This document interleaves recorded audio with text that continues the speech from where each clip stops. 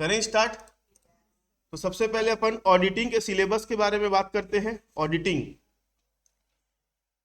तो ऑडिटिंग भी आपका कितने यूनिट में कवर्ड है? 5 यूनिट में कवर्ड है, जिसमें से यूनिट नंबर 1 में अपन कितने चैप्टर पढ़ने वाले हैं? 3। ऑडिटिंग, ऑडिट डॉक्यूमेंटेशन और ऑडिट एविडेंस। यूनिट नंबर 2 में एक ही चैप्टर है लेकिन टॉपिक 3 है। क्या क्या? इंटरनल कंट्रोल, इंटरनल चेक और इंटरनल ऑडिट। यूनिट 3 में आपको 3 टॉपिक यहां पर भी देखने को मिलेंगे, वाउचिंग, वैल्यूएशन और वेरिफिकेशन। और यूनिट नंबर 4 में भी कितने टॉपिक है? एक ही टॉपिक है, ऑडिट ऑफ द कंपनी। और यूनिट 5 में भी एक ही टॉपिक है, रिसेंट ट्रेंड इन ऑडिटिंग। टॉपिक नहीं है, ये चैप्टर है। आज की क्लास में देखो, इसके पहले है ना अपन ने यूनिट नंबर 1 का पहला चैप्टर कंप्लीट कर लिया है। तो ये चैप्टर पढ़ने से आप लोगों को बेसिक चीजें तो पता हो गई है। ऑडिट मतलब क्या होता है, ठीक है, बेसिक बेसिक। अब ऑडिट क्या होता है ये मेरे को बताने की जरूरत नहीं है ना। ऑडिट कौन करता है? सीए नहीं, ऑडिटर।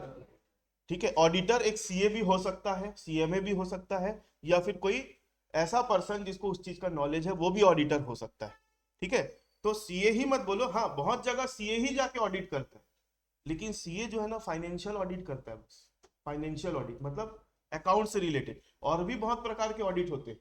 ठीक है, तो हम अभी बात कर रहे हैं ऑडिटिंग की। तो ये वाला चैप्टर हमारा हो चुका है। अब मैं सीधा आप लोगों को है ना यूनिट नंबर 5 और अपन फिर है ना इस तरीके से रिवर्स मारेंगे। मतलब यूनिट 5 फिर यूनिट 4 यूनिट 3 ऐसे करके उल्टा चलेंगे। ठीक है, तो हम आज की क्लास में यूनिट नंबर 5 का एक चैप्टर स्टार्ट करने जा रहे हैं। कौन सा? Recent trends in auditing. Auditing में हाल के रुझान। करें स्टार्ट।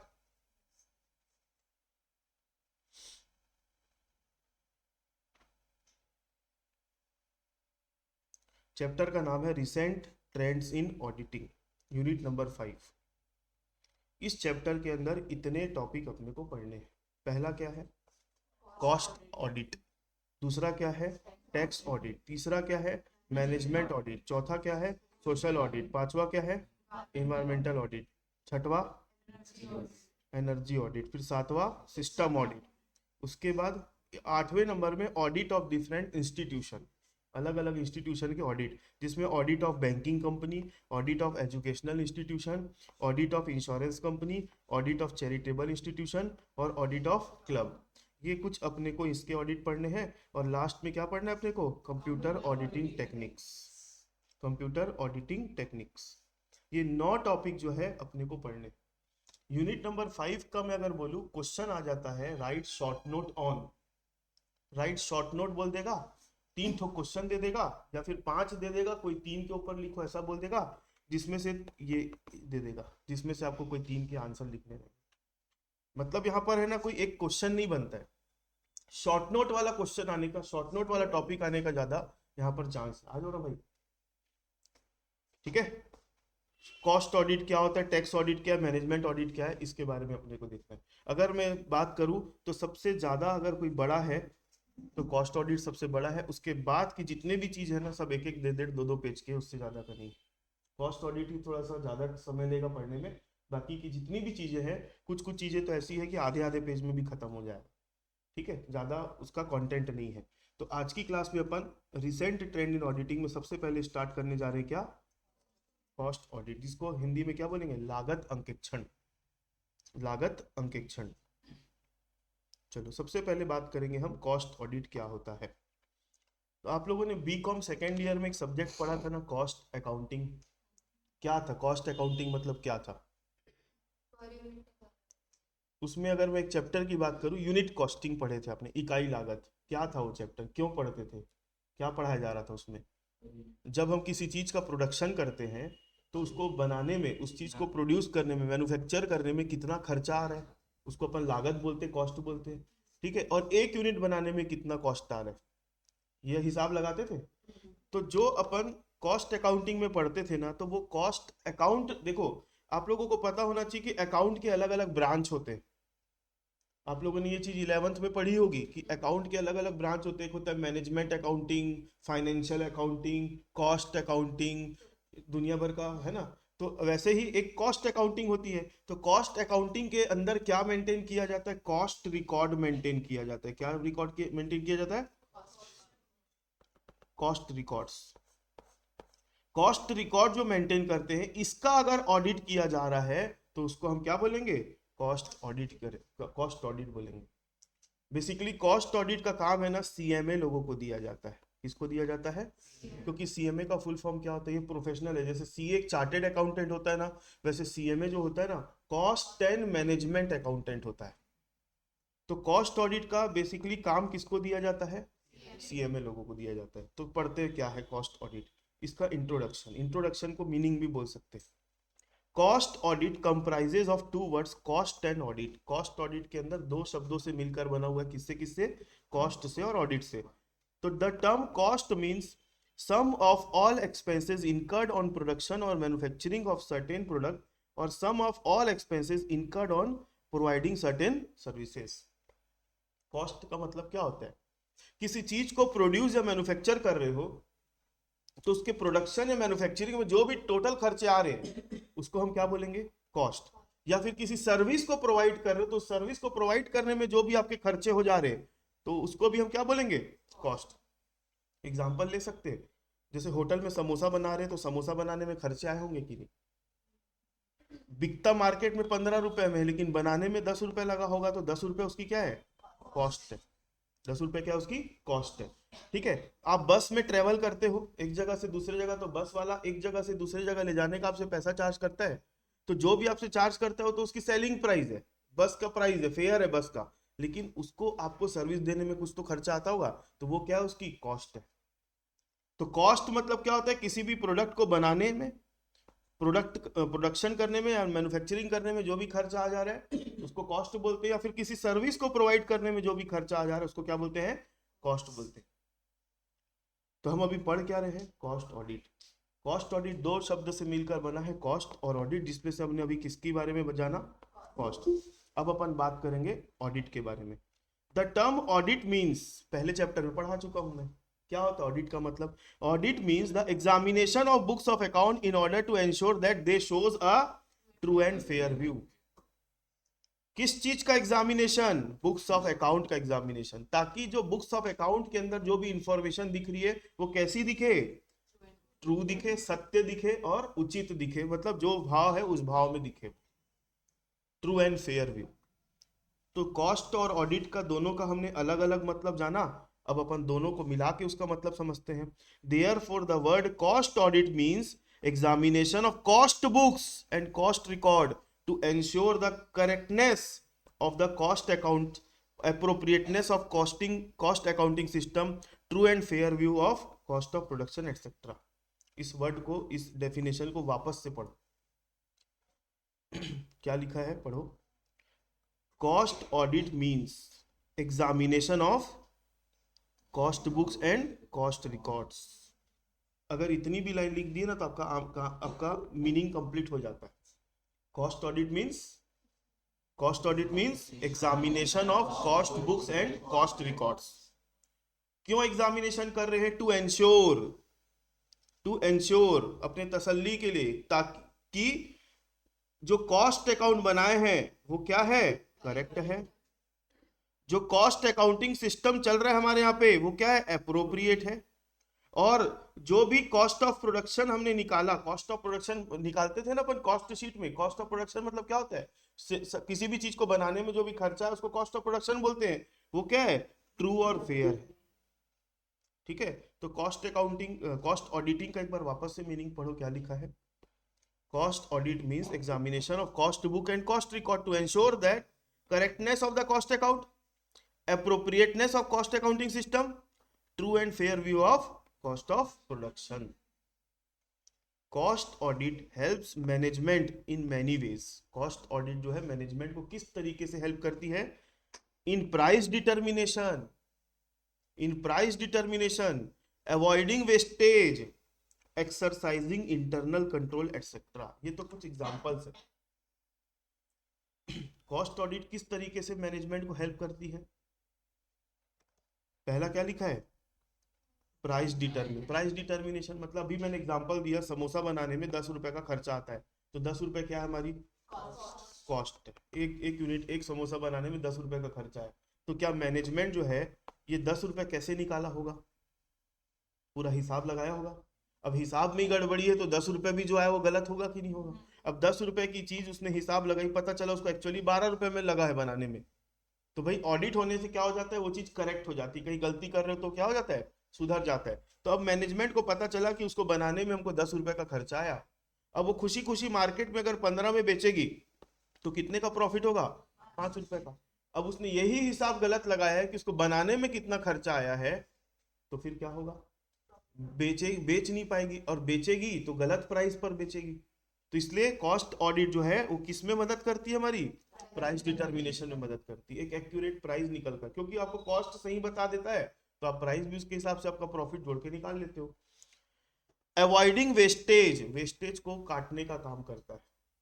वेस्टेज मतलब किस चीज का, मटेरियल यूज कर रहे हैं तो मटेरियल का वेस्टेज, लेबर वर्क कर रहे हैं तो लेबर लोग क्या टाइम वेस्ट तो नहीं कर रहे हैं अपना। लेबर अगर फैक्ट्री में काम करने आया है और टाइम वेस्ट कर रहा है तो इससे आपका नुकसान है कि फायदा है। तो हर चीज के वेस्टेज को यहाँ पर कॉस्ट ऑडिट काटने का काम करता है। और क्या चीज में काम करता है, इंटरनल कंट्रोल। इंटरनल कंट्रोल का मतलब मैंने बताया था, हमारे बिजनेस के अंदर एक ऐसा सिस्टम है जो हमारे सारी चीजों को कंट्रोल करने का काम करता है, फाइनेंशियल और नॉन फाइनेंशियल दोनों। तो उसके इंटरनल कंट्रोल को भी क्या देखता है, एक्सरसाइज करता है, मतलब मदद करता है कि इंटरनल कंट्रोल सही चल रहा है कि नहीं चल रहा है। क्लियर है मेरी बात। तो हमने अभी कॉस्ट ऑडिट का क्या पढ़ा, इंट्रोडक्शन। अब अपन बात करें कॉस्ट ऑडिट की डेफिनेशंस। डेफिनेशन, डेफिनेशन एक ऐसी चीज है जो आप लोगों को है ना, नो डाउट रटना ही पड़ेगा। मैं गलत नहीं बोल रहा हूँ, डेफिनेशन एक ऐसी चीज है, बाकी सारी चीजों को आप है ना अपने शब्दों में लिख के आ सकते हो, अपने वर्ड्स में लिख कर आ सकते हो। इसका मतलब ये नहीं कि कुछ भी लिख के आ गए। अपने वर्ड्स में लिखने का मतलब होता है कि जो सब्जेक्ट के बारे में आप लिख रहे हो उससे आपको डेविएट नहीं होना है, उसके कीवर्ड्स को आपको लेके चलना है। लिखना अपने शब्दों में है, सेंटेंस अपने शब्दों में फ्रेम कर सकते हो, लेकिन इसके कीवर्ड्स को आप नहीं छोड़ सकते। ठीक है। तो डेफिनेशन लेकिन एक ऐसी चीज है, डेफिनेशन जो होती है उसको एज इट इज लिखना पड़ता है, क्योंकि ये किसी ना किसी ने डेफिनेशन एक टाइम पे लिखी होगी या बनाई होगी। तो हमको जैसे एक नरेशन पढ़ते थे ना इंग्लिश में, नरेशन में तो सामने वाले ने जो वर्ड बोला, जो सेंटेंस बोला, उसको एज इट इज कोट करना पड़ता है। तो डेफिनेशन भी वही है कि किसी ने एक टाइम पे बोला होगा तो हमको उसके ही शब्दों में वो एज इट इज लिखना रहता है। तो ICMA लंदन क्या बोलती है कॉस्ट ऑडिट के बारे में, पढ़ो। ICMA लंदन क्या बोलती है, the term cost audit is defined as the verification of cost account and a check on the adherence to cost accounting plan. Smith and Day क्या बोलते हैं, the term cost audit means the detail checking of costing system technique and accounts to verify the correctness and to ensure adherence to the objective of the cost accounting. अब ये दोनों definition जो है ना, इसको आपको क्या करना पड़ेगा, मैंने बोला रटना पड़ेगा। इन दोनों डेफिनेशन के मतलब को, कोर बेसिक मीनिंग को समझना है तो नीचे जो 3 पॉइंट में लिखा है उसको आप पढ़ लोगे तो समझ में आ जाएगा क्या बोलना चाह रहे हैं।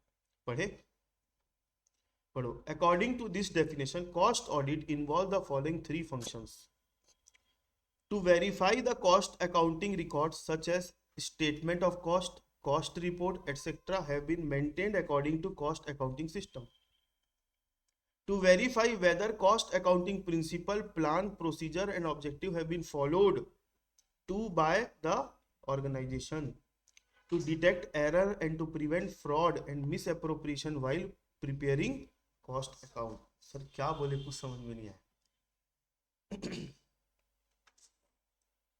देखो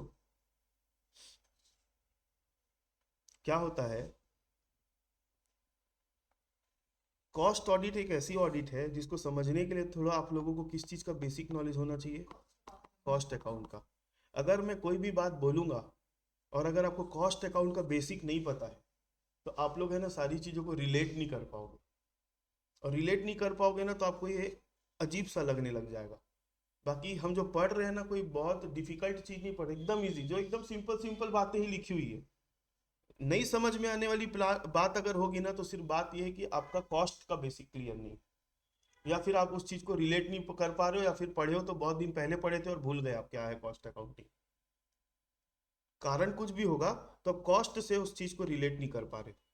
देखो क्या होता है, कॉस्ट ऑडिट का मतलब क्या होता है? कॉस्ट ऑडिट का मतलब होता है टू वेरीफाई, वेरीफाई मतलब चेक करना, एग्जामिन करना, that cost accounting record, cost accounting records, cost accounting record मतलब जैसे अपन बोलते हैं ना फाइनेंशियल स्टेटमेंट्स बोलते हैं, फाइनेंशियल स्टेटमेंट मतलब क्या होता है? Balance sheet, profit loss account, trading account होता है। वैसे कॉस्ट अकाउंटिंग रिकॉर्ड अगर मैं बोलूंगा तो उसके अंदर क्या क्या आता है? स्टेटमेंट ऑफ कॉस्ट, जिसको अपन बचपन में पढ़ते थे कॉस्ट अकाउंटिंग में, किस नाम से? कॉस्ट शीट के नाम से पढ़ते थे। हम चेक करेंगे, verify cost accounting records such as statement of cost, cost report, cost report मतलब, कॉस्ट रिपोर्ट मतलब आप लोग लीफो फीफो वाला स्टोर लेजर अकाउंट बनाते थे, याद है? और भी बहुत सारे कुछ कुछ आपने बनाए हैं, जैसे आपने एक चैप्टर पढ़ा होगा रिकंसिलिएशन वाला, कॉस्ट और फाइनेंशियल अकाउंट का ये सब क्या है? रिपोर्ट्स है।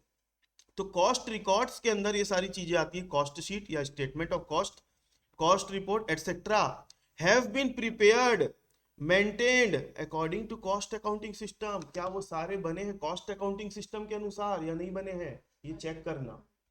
जैसे अकाउंटिंग करने के अपने रूल होते हैं, फाइनेंशियल अकाउंटिंग की बात करूं तो अपने रूल होते हैं कि नहीं, वैसे कॉस्ट अकाउंटिंग करने के भी अपने खुद के रूल होते हैं। तो ऑडिटर जब जाएगा ना ऑडिट करने के लिए तो क्या वेरीफाई करेगा? क्या वेरीफाई करेगा? कि जो कॉस्ट अकाउंटिंग रिकॉर्ड है वो कॉस्ट अकाउंटिंग सिस्टम के अनुसार मेंटेन किए गए हैं और बनाए गए हैं कि नहीं बनाए गए। समझे मेरी बात को? आगे second, to verify whether cost accounting principle, plans, procedure and objectives have been followed by the organisation. देखो अकाउंटिंग करने के रूल होते हैं कि नहीं, जब भी कोई संस्था अकाउंटिंग करती है तो उसका पूरा एक अपना क्या होता है? प्रिंसिपल्स होते हैं, और ये सभी जगह के अकाउंटिंग प्रिंसिपल सेम होते हैं। अकाउंटिंग करने का अपना एक प्लान होता है, अकाउंटिंग करने का प्रोसीजर होता है ना? जैसे मैं अभी थोड़े दिन पहले बताऊं, 3 दिन पहले की बात है, मैं एक दुकान में है ना, एक बहुत बड़ी दुकान है कपड़े की पंडरी में, मैं कुछ खरीदने गया था, ऐसे क्वांटिटी में खरीदने गया था। क्या खरीदने गया था छोड़ो उसको, तो क्वांटिटी में खरीदने गया था। तो वहां पर है ना मेरे को पहले बोले कि आपको कौन सा चाहिए, से 4-5 सैंपल रख दिए, तो मैं बोला हाँ ये वाला दे दो। वहां पर तुरंत मैं पैसा दे के निकला नहीं, उनका पूरा पूरा प्रॉपर एक सिस्टम था काम करने का। वो पहले मेरे को सैंपल दिखाए, सैंपल दिखाने के बाद वो क्या किए मालूम है? एक चिट्ठी बनाए, चिट्ठी बनाने के बाद एक वर्कर को पकड़ा है, वर्कर गया ऊपर गोडाउन में से पूरा ऐसे गट्ठा निकाल के लाया नीचे। उसके बाद गट्ठे को एक जन ने काउंटिंग किया कि इसमें जितना मांगा है उतना है कि नहीं। ठीक है, मांगने के बाद एक जन उसका क्या किया, एक रफ बिल बनाया।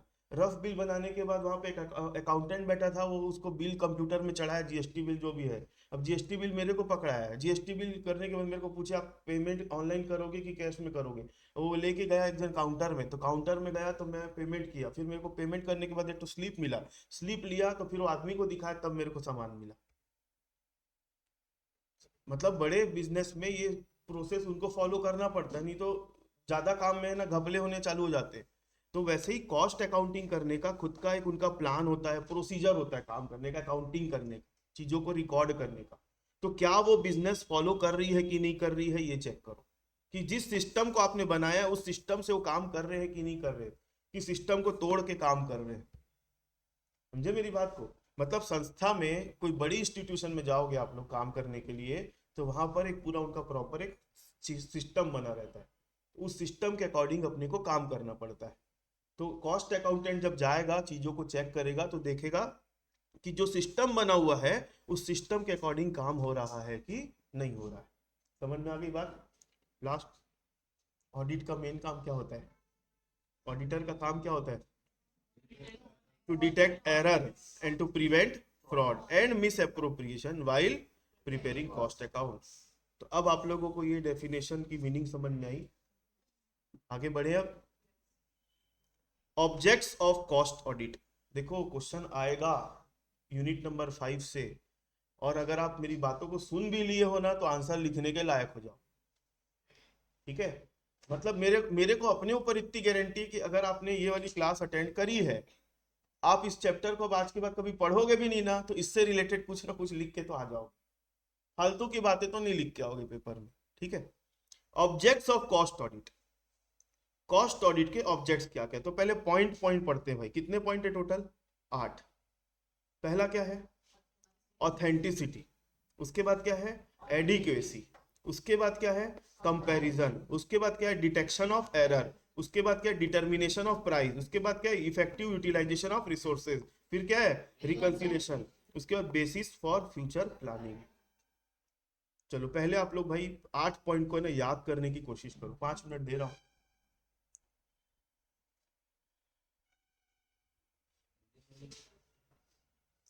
अभी इसको याद करने की कोशिश करो। और हिंदी मीडियम वाले लोगों को नोट्स मैं इस ये वाले चैप्टर से बहुत जल्दी जल्दी प्रोवाइड करना चालू कर दूंगा, ठीक है?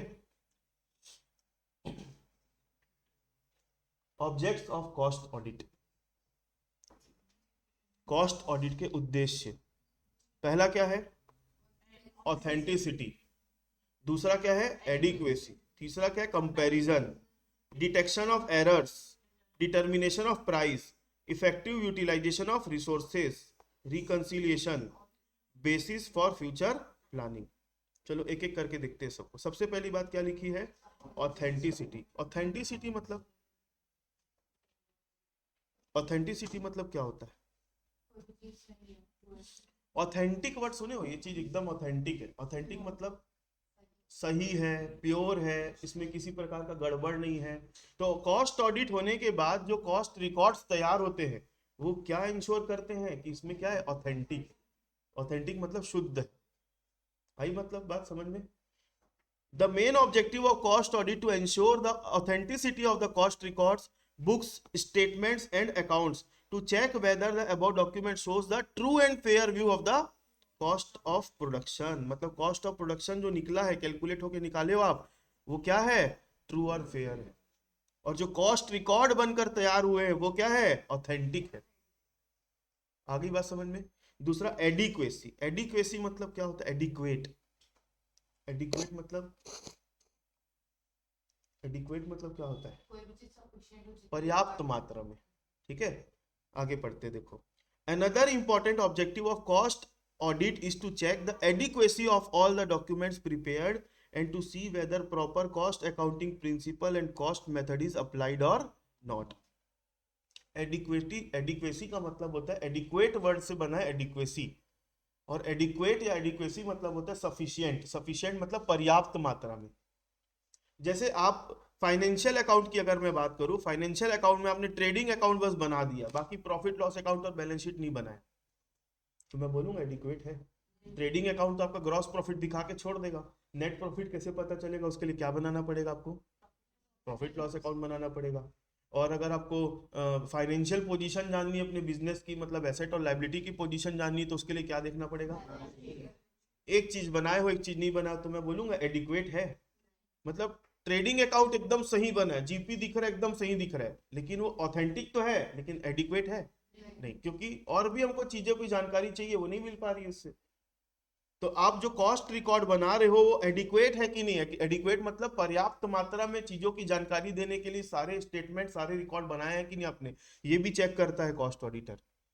आधा अधूरा काम करके तो नहीं छोड़ दिए, समझे मेरी बात को? एडिक्वेट, एडिक्वेट मतलब पर्याप्त मात्रा में, सफिशियंट। उसके बाद कंपैरिजन। कंपैरिजन मतलब तुलना करना। देखो तुलना जो होती है ना, कंपैरिजन दो टाइप की होती है।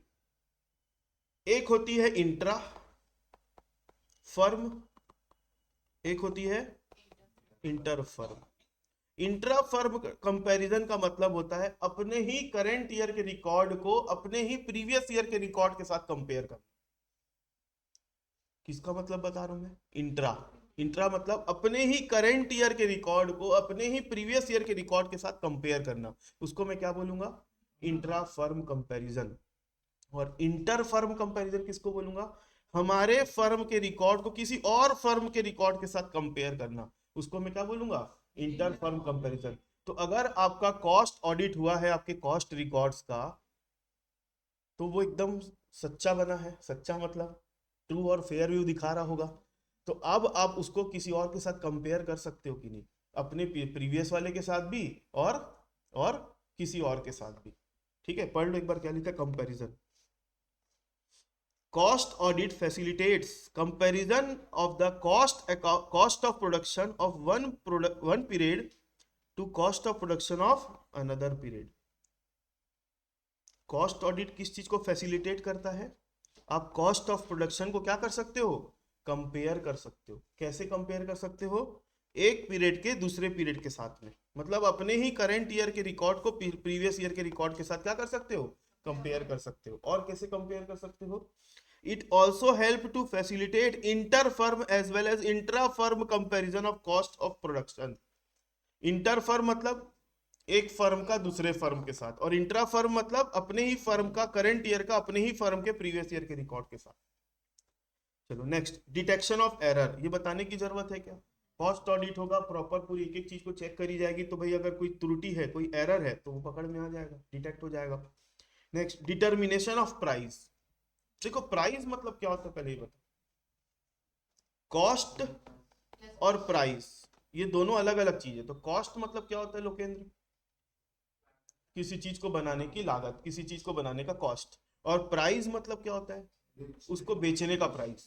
तो अगर आपको किसी चीज को बनाने में 10 रुपए की लागत आई है, और अगर आप उसको 15 रुपए में बेच रहे हो, तो इन दोनों के बीच में क्या चीज का डिफरेंस है? प्रॉफिट। तो cost accounting, sorry cost auditing जो होता है, वो हमको किस चीज में मदद करता है? प्राइस डिटर्मिनेशन में भी मदद करता है हमारी।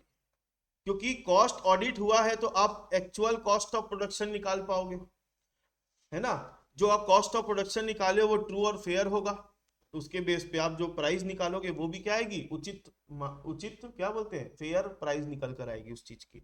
आगे, इफेक्टिव यूटिलाइजेशन ऑफ रिसोर्सेज। जो भी रिसोर्सेज आप यूज कर रहे हो अपने बिजनेस में, अपने प्रोडक्शन से रिलेटेड, उसका क्या होगा?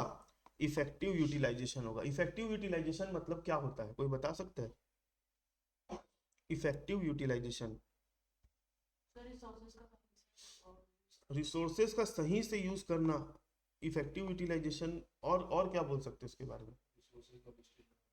रिसोर्सेज का वेस्टेज ना होना, सही तरीके से यूज होना, और कम से कम इनपुट में ज्यादा से ज्यादा आउटपुट निकालने की कोशिश करना। आगे बात समझ में? अपन उसको सिंपल सी भाषा में बोले तो कम में बम। ठीक है, पढ़े आगे। Effective utilisation of resources. Cost audit also enable effective utilisation of resources by avoiding wastage of material used in the production process. Reconciliation, ये चैप्टर आप लोगों ने पढ़ा था बीकॉम सेकेंड ईयर में, कॉस्ट रिकंसिलिएशन स्टेटमेंट वाला, या reconciliation of cost profit with financial profit, ऐसा करके। रिकंसिलिएशन का मतलब होता है हिंदी में समाधान। ठीक है, क्या समझते हो रिकंसिलिएशन का मतलब? Cost audit also helps in reconciliation of the profit और लॉस अकाउंट, सॉरी प्रॉफिट और loss of cost account with the profit और लॉस ऑफ फाइनेंशियल अकाउंट। क्या समझते हो इससे? सवा लाइन का मीनिंग है, लेकिन इससे क्या समझते हो? देखो क्या होता है, मान लो एक कंपनी है, एक कंपनी है, कंपनी में एक डिपार्टमेंट होता है प्रोडक्शन डिपार्टमेंट। आप लोग समझते हो ना प्रोडक्शन डिपार्टमेंट? प्रोडक्शन डिपार्टमेंट का काम क्या है? प्रोडक्शन करना। कंपनी में और भी डिपार्टमेंट होते हैं कि नहीं? एक होता है मार्केटिंग डिपार्टमेंट, एक होता है एचआर डिपार्टमेंट, एक होता है कौन सा डिपार्टमेंट? Finance department. और भी डिपार्टमेंट होते हैं। प्रोडक्शन डिपार्टमेंट का काम है चीजों को प्रोड्यूस करना। तो प्रोडक्शन डिपार्टमेंट जैसे चीजों को प्रोड्यूस कर रही है ना, वैसे साथ साथ में वो क्या बनाती मालूम है? कॉस्ट शीट भी बना देती है। कॉस्ट शीट में पता है ना, लास्ट में प्रॉफिट दिखता था, प्रॉफिट निकलता था ना लास्ट में। तो ये प्रॉफिट जो है वो कौन बता रहा है निकाल के? प्रोडक्शन डिपार्टमेंट बता रहा है। और प्रोडक्शन डिपार्टमेंट का पूरा फोकस कहाँ पर है? सिर्फ प्रोडक्शन से रिलेटेड है। मतलब वो मार्केटिंग डिपार्टमेंट क्या कर रहा है उससे मतलब नहीं है, एचआर डिपार्टमेंट क्या कर रहा है उससे मतलब नहीं, फाइनेंस डिपार्टमेंट क्या कर रहा है उससे मतलब नहीं है। मतलब प्रोडक्शन डिपार्टमेंट ने जो कॉस्ट शीट बनाई है, वो जो प्रॉफिट दिखा रहा है वो किससे रिलेटेड है? सिर्फ प्रोडक्शन से रिलेटेड है। अब फाइनेंस डिपार्टमेंट भी अपना प्रॉफिट एंड लॉस अकाउंट बनाएगा, और फाइनेंस डिपार्टमेंट जब अपना प्रॉफिट लॉस अकाउंट बनाता है तो ओवरऑल पूरी कंपनी को कवर करके बनाता है, उसमें प्रोडक्शन डिपार्टमेंट का भी प्रॉफिट लॉस इंक्लूड रहेगा। मतलब फाइनेंस डिपार्टमेंट जब अपना रिकॉर्ड बनाएगा तो उसमें फाइनेंस डिपार्टमेंट भी कवर्ड होगा, एचआर भी कवर्ड होगा, मार्केटिंग भी कवर्ड होगा, और क्या कवर्ड होगा? प्रोडक्शन वाला भी कवर्ड होगा। तो इसका जो प्रॉफिट आएगा वो अलग आएगा, और इसका जो प्रॉफिट आएगा वो क्या आएगा, अलग आएगा। समझ में आ गई बात, क्यों अलग अलग आएगा? सीधी सी बात है कि इसके प्रॉफिट में सिर्फ और सिर्फ कौन सी चीजें रिलेटेड है, प्रोडक्शन से, और इसके प्रॉफिट में किससे रिलेटेड है, ओवरऑल पूरे कंपनी की चीजें। तो स्वाभाविक है, कंपनी एक ही है ना, कंपनी अलग अलग नहीं है, कि इसके प्रॉफिट में और इसके प्रॉफिट में बहुत सारा फर्क आपको देखने को मिलेगा। तो ये फर्क क्यों आ गया, ये दोनों के बीच में डिफरेंस क्यों आ गया, इस डिफरेंस के कारण को जानने की प्रक्रिया को, प्रोसेस को बोलते हैं रिकंसिलिएशन। क्या बोलते हैं उसको, रिकंसिलिएशन। तो कॉस्ट ऑडिट इस चीज में भी मदद करता है हमारी, रिकंसिलिएशन वाले काम में। रिकंसिलिएशन किसका किसका, कॉस्ट, कॉस्ट रिकॉर्ड का और फाइनेंशियल रिकॉर्ड का, या फिर profit as per cost account और profit as per financial account. आगे बात समझ में, चलो आगे देखते हैं। Basis for future planning. Basis for future planning मतलब, फ्यूचर प्लानिंग मतलब सिंपल सी बात क्या है, बजट बनाना। सिंपल सी बात क्या है, बजट बनाना। तो अगर आपके पास्ट एक्सपीरियंस, पास्ट रिकॉर्ड अगर आपके अच्छे हैं, आप अभी प्रेजेंट में जो कर रहे हो और पास्ट में जो कर रहे हो, उसके बेसिस पे, उसके बेसिस पे आप क्या बनाते हो, फ्यूचर प्लान बनाते हो। फ्यूचर प्लान मतलब क्या, बजट। अगर पुराना जो रिकॉर्ड है वो एकदम एक्यूरेट होगा, वो सही होगा, उसके बेस पे आपका फ्यूचर प्लान भी सही प्रोजेक्ट होगा कि नहीं होगा, होगा। तो इस चीज में भी कॉस्ट ऑडिट हमारी मदद करता है। आगे बात समझ में। तो एक बार आप लोग बताओ, 1 से लेकर 8 तक के पॉइंट में किसी को कहीं पर कोई डाउट है क्या, आगे बढ़ जाए। हाँ हाँ। Next, types of cost audit.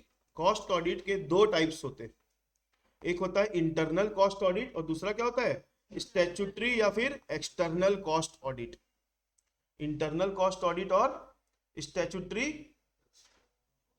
और external cost audit. Internal cost audit मतलब क्या होता है, एक बार पढ़ लो, कोई बहुत बड़ी भारी चीज नहीं लिखी हुई है। सिंपल सी बात बताऊं, अगर हमारे कंपनी के अंदर का ही आदमी आके कॉस्ट का ऑडिट का काम कर रहा है, तो उसको हम क्या बोलेंगे, इंटरनल ऑडिट। और कोई बाहरी व्यक्ति आके हमारे बुक्स ऑफ अकाउंट का, कॉस्ट के रिकॉर्ड्स का ऑडिट करके जा रहा है, तो उसको हम क्या बोलेंगे, एक्सटर्नल ऑडिट बोलेंगे, बाहरी आदमी आके करके जा रहा है। और स्टैट्यूटरी ऑडिट क्यों बोलेंगे, किसी किसी रूल्स में ऐसा लिखा रहता है, किसी किसी कानून में, जैसे कंपनी एक्ट है ना, कंपनी एक्ट में कॉस्ट ऑडिट के बारे में लिखा है कि इस क्राइटेरिया को आप अगर क्रॉस कर जाओगे तो आपको कॉस्ट ऑडिट भी करवाना पड़ेगा अपना। तो किसी एक्ट में अगर लिखा है कि आपको ये वाला ऑडिट कराना है, तो उस वाले ऑडिट को क्या बोलेंगे, हम स्टैट्यूटरी ऑडिट बोलेंगे। और स्टैट्यूटरी ऑडिट कौन करता है आके, कोई बाहरी आदमी आके करता है, इसलिए उसको स्टैट्यूटरी ऑडिट को और क्या नाम से जाना जाता है, एक्सटर्नल ऑडिट। ठीक है, स्टैट्यूटरी ऑडिट को आप लीगल ऑडिट भी बोल सकते हो। पढ़ो क्या लिखा इंटरनल ऑडिट के बारे में, एक बार रीड करो, इसमें कोई पॉइंट ऐसा है जो समझ में नहीं आ रहा है तो बताओ मेरे को। इंटरनल ऑडिट,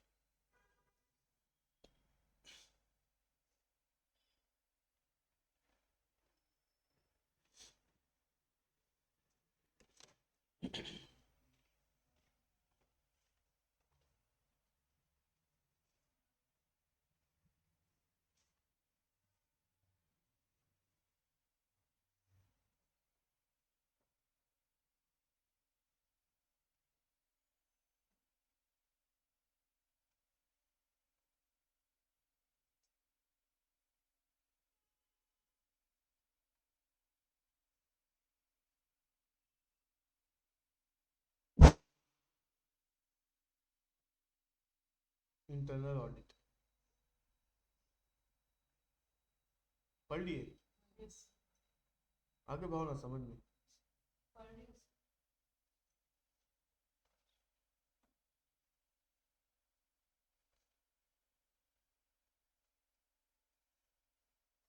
ऑनलाइन वालों आप लोग जूम इन कर सकते हो अगर छोटा छोटा दिख रहा होगा तो।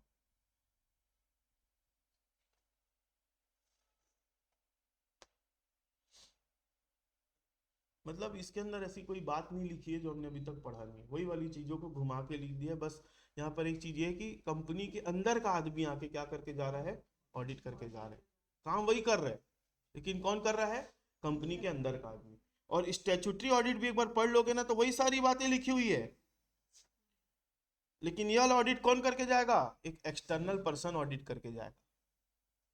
आगे बात समझ में, बातें वही लिखी हुई है कोई, लेकिन स्टैट्यूटरी ऑडिट के बारे में बताया मैं कि स्टैट्यूटरी स्टैट्यूटरी मतलब क्या होता है, लीगल, ये एक लॉ में लिखा हुआ है कि आपको ऑडिट कराना पड़ेगा तो कराना पड़ेगा। क्लियर है मेरी बात? एक बार इसको भी पढ़ लो, इसमें कोई डाउट है तो बताओ। हाँ, फिक्सेशन ऑफ सीलिंग प्राइस। हाँ देखो क्या होता है, सीलिंग प्राइस का मतलब होता है किसी चीज का मैक्सिमम प्राइस फिक्स करना। सीलिंग सीलिंग होता है और एक फ्लोर प्राइस होता है, दो प्राइस होते हैं, दो प्राइस। सीलिंग मतलब सीलिंग फैन बोलते हैं, मतलब छत, और फ्लोर मतलब क्या होता है, जमीन। जैसे मैं अगर बात करूं अपने छत्तीसगढ़ में किसान लोग का मेन प्रोडक्शन क्या होता है, धान का होता है। तो गवर्नमेंट ने उसका एक फ्लोर प्राइस डिसाइड करके रखा है। क्या डिसाइड करके रखा है?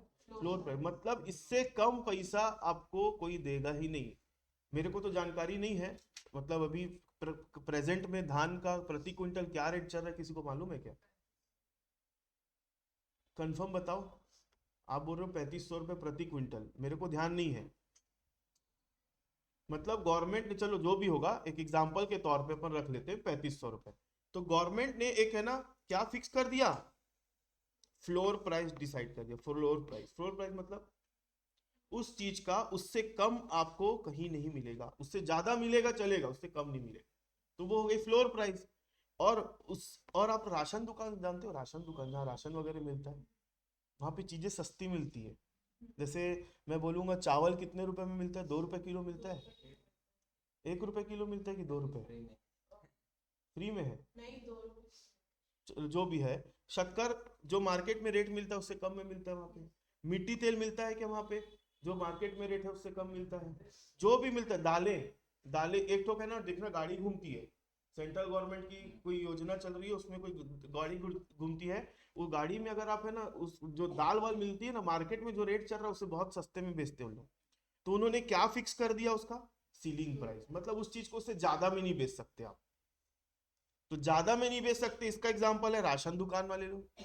और कम में नहीं बेच सकते, उसका एग्जाम्पल क्या है, धान वान जो किसान लोग बेच रहे हो। तो ये चीज कैसे इंश्योर कर रही है गवर्नमेंट, कॉस्ट ऑडिट के थ्रू।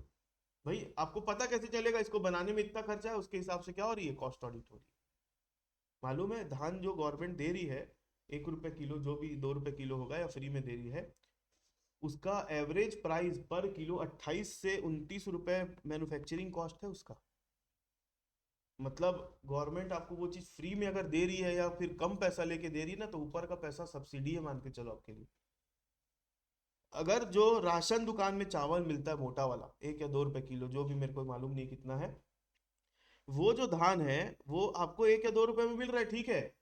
लेकिन उसको बनाने में, उगाने से लेकर उसको धान चावल के रूप में लाने में 28 से 29 रुपए खर्चा हो जाता है 1 किलो के पीछे। और वो चीज कितने में दे रही है गवर्नमेंट, 1 या 2 रुपए, या फ्री में भी दे रही किसी किसी को। 1 या 2 रुपए इसलिए बोल रहा हूँ, अलग अलग स्टेट का अलग अलग रहता है, और कहीं कहीं पे फ्री में भी बट रहा है वो चीज, है ना। तो ऊपर का जो पैसा गवर्नमेंट एज अ सब्सिडी दे देती है। सब्सिडी मतलब गवर्नमेंट अपने पास का पैसा डाल रही, मान के चलो। और कोई पॉइंट जिसमें आप लोगों को कोई प्रॉब्लम, आगे बढ़ जाऊं, कोई doubt Sonu? Difference between internal audit और एक्सटर्नल ऑडिट। इंटरनल ऑडिट और एक्सटर्नल ऑडिट के बीच में क्या डिफरेंस है, एक बार इसको भी पढ़ लो।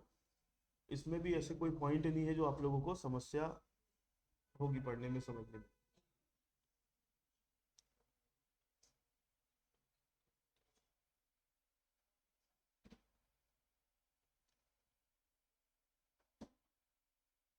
इंटरनल ऑडिट कौन करवाता है, मैनेजमेंट करवाती है।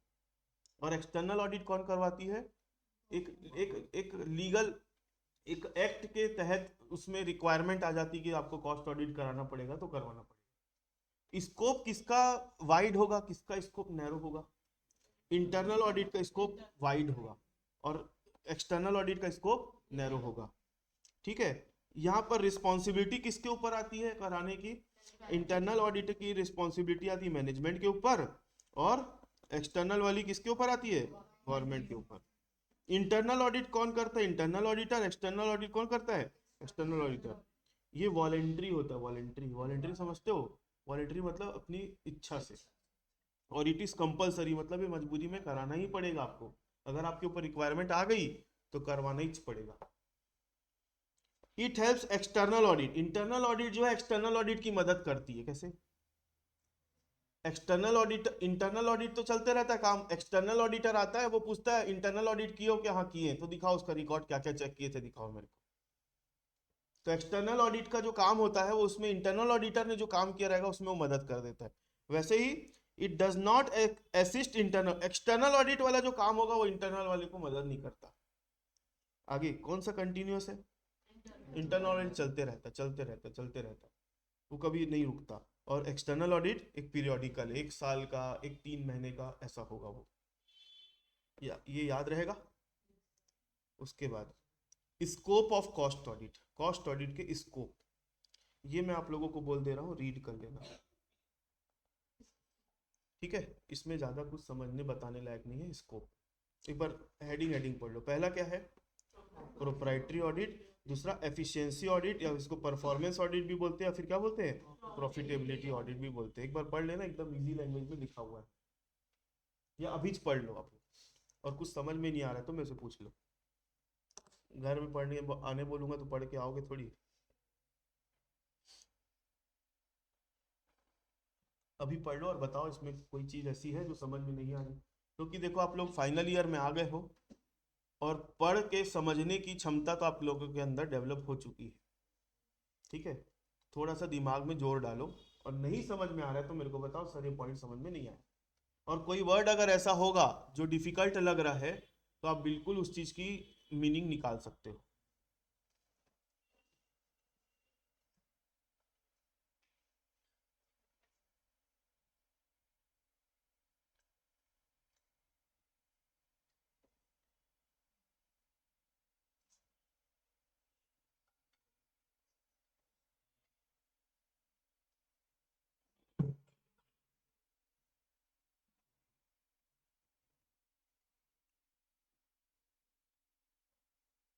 उधर कोई दिक्कत? लोकेन, मोहक,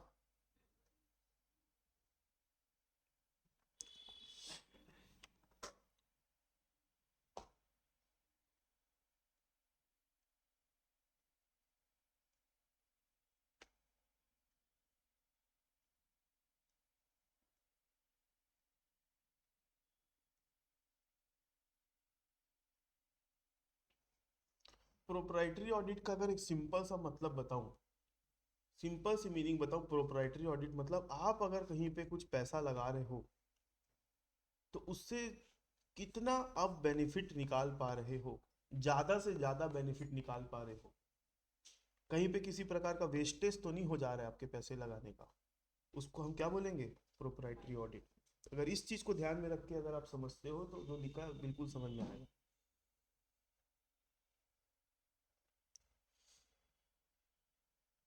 Proprietary audit checks whether expenses and management decision are proper and reasonable. Proprietary audit में क्या होता है?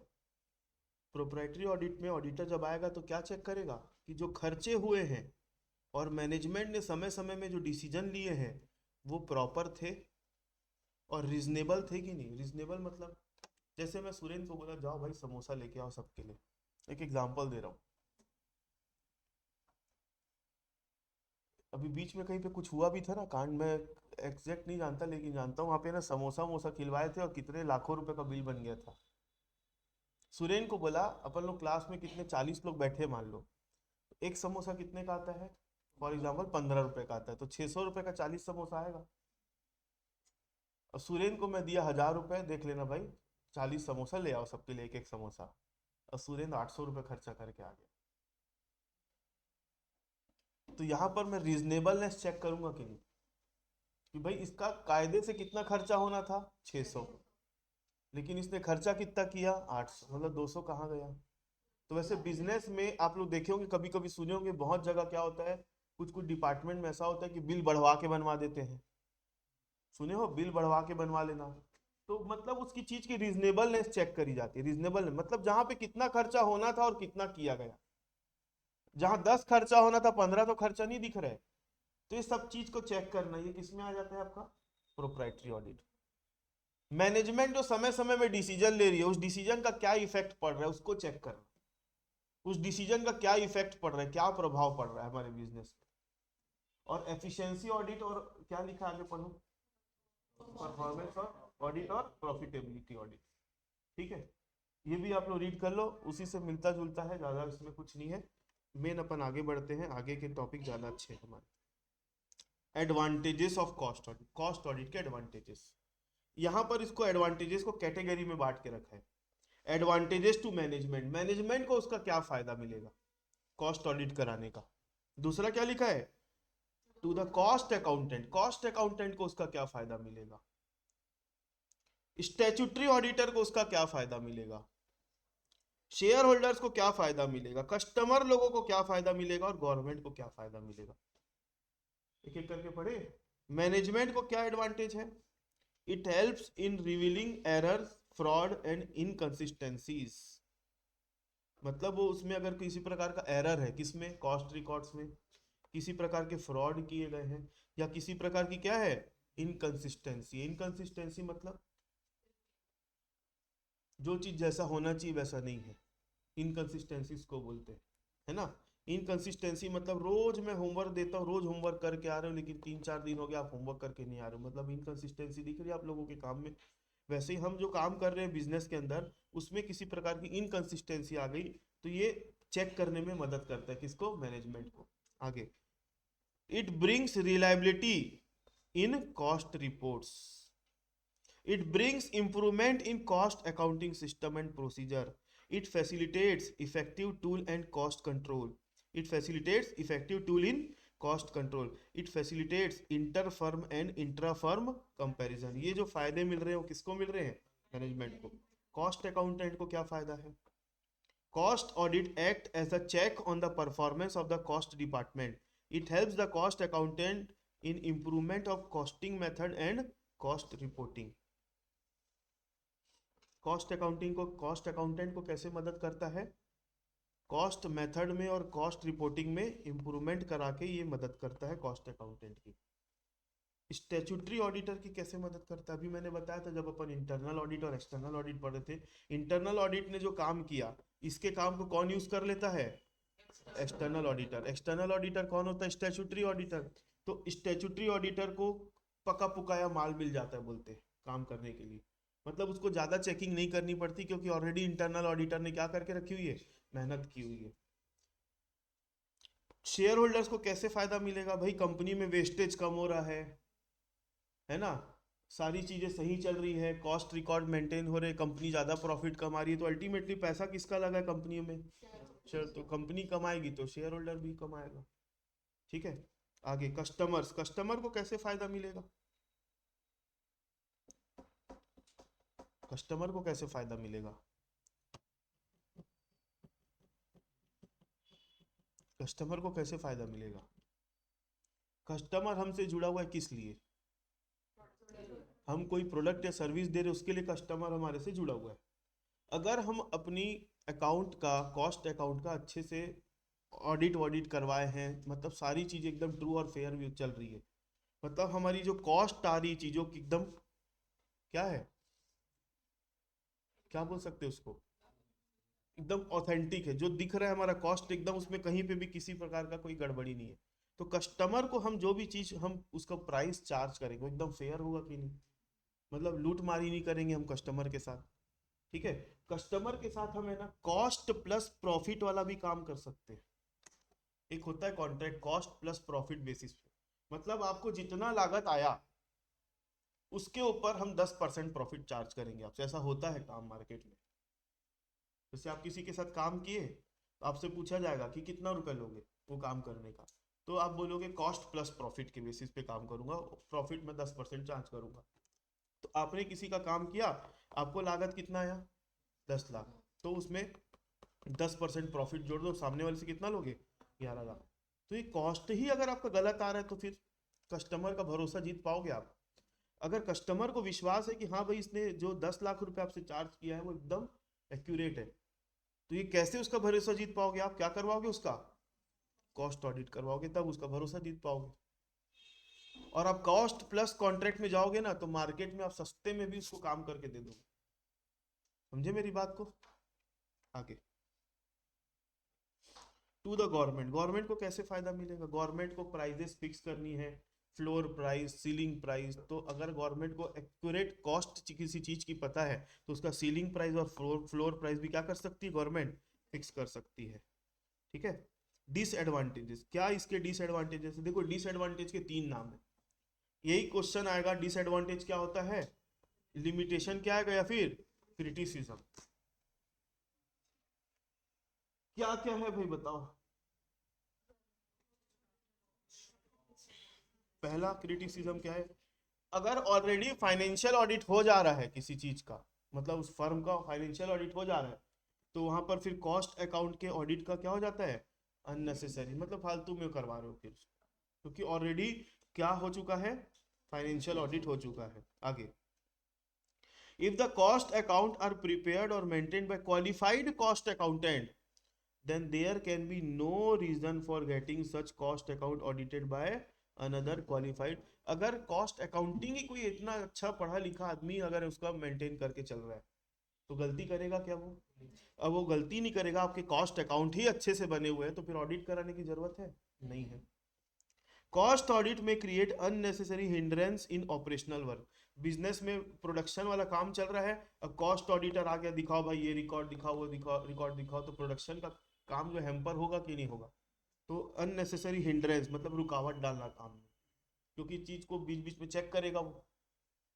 The cost auditor may be a qualified person but he may not be always right in his judgement because he consider only costing aspect of the organise. Cost auditor आया, वो एक qualified person है, लेकिन judgement में हमेशा वो सही होगा जरूरी नहीं है, क्योंकि वो सिर्फ किस चीज को कंसीडर करता है?